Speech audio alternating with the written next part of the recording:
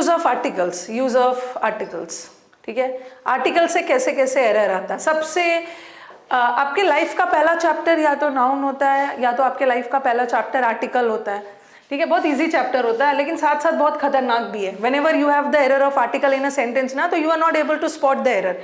मुश्किल हो जाता है आर्टिकल का एरर ढूंढने, ठीक है। आर्टिकल्स तो सब स्टूडेंट्स को पता है, अ, एन एंड द, ये आर्टिकल्स होते हैं, ठीक है। द सिंगुलर प्लूरल दोनों के लिए, अ और एन सिंगुलर के लिए, अ कॉन्सोनेंट के लिए, एन वर्बल के लिए, और द तो दोनों के साथ है। ये सब तो आप पढ़ ही चुके हो। चलो बताओ, अब मुझे आप बताओगे कि इस सेंटेंस, इस कौन सा सेंटेंस इनकरेक्ट है, कौन सा गलत है। एनडीए के लिए भी है, एनडीए के लिए एनडीए की इंग्लिश अलग नहीं होती, इंग्लिश इज इंग्लिश, सबके लिए सेम। चलिए बताइए कौन सा करेक्ट है। 1 और 4 करेक्ट है।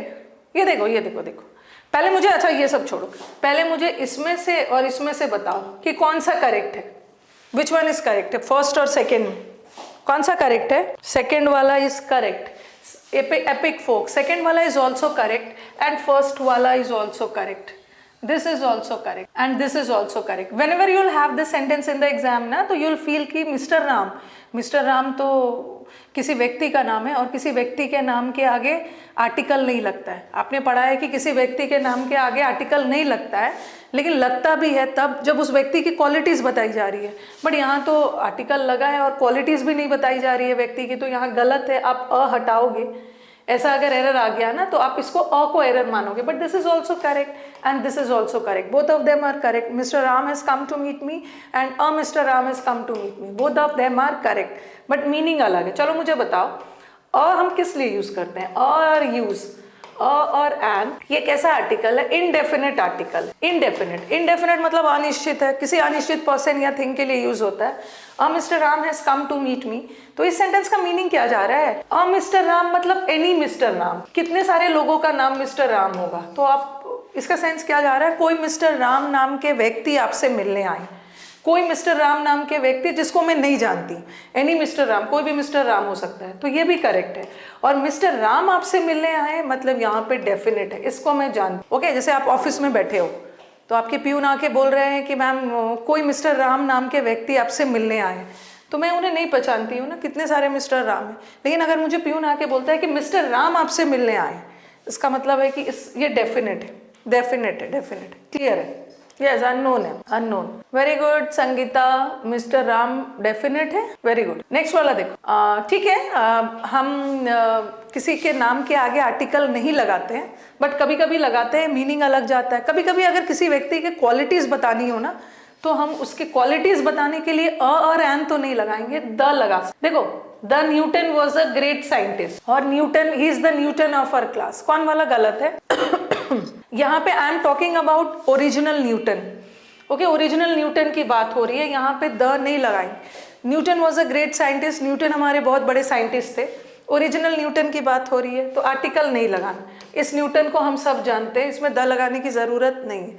अब देखो, he is the Newton of our class, वो तो हमारे क्लास का न्यूटन है, वो हमारे क्लास का न्यूटन है। इसका मतलब नहीं है कि वो सचमुच में न्यूटन है, उसमें न्यूटन वाली क्वालिटीज है, ठीक है, इंटेलिजेंट है न्यूटन की तरह। तो whenever you want to describe the qualities of a person, वो हमारे क्लास का न्यूटन है, इसका मतलब वो सचमुच में न्यूटन नहीं है।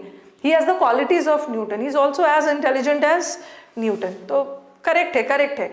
यहाँ पे द करेक्ट है, बट यहाँ ओरिजिनल न्यूटन की बात हो रही है, नहीं होगा। द शेक्सपियर वॉज अ, यहाँ देखो, यहाँ भी शेक्सपियर के पहले द लगा और यहाँ भी शेक्सपियर के पहले द लगा, लेकिन दोनों में से एक रॉन्ग है, दोनों में से एक रॉन्ग है। रूल्स की आखिरी क्लास नहीं है। हाँ, the Shakespeare was a great dramatist. अभी मैं आपकी क्लास में कुछ टेस्ट कंडक्ट करूंगी, थोड़ा सा मुझे रूल्स खत्म कर लेने दीजिए। Will be having test, live test, live test, live test.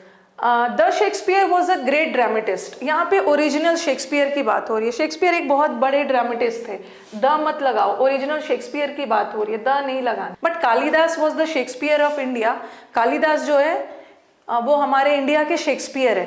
Kalidas को इंडिया के शेक्सपियर माना गया, मतलब कालिदास में शेक्सपियर वाली क्वालिटीज थी। शेक्सपियर भी एक बहुत बड़े ड्रामेटिस्ट थे और कालिदास वॉज ऑल्सो ड्रामेटिस्ट। तो I am here, I am comparing.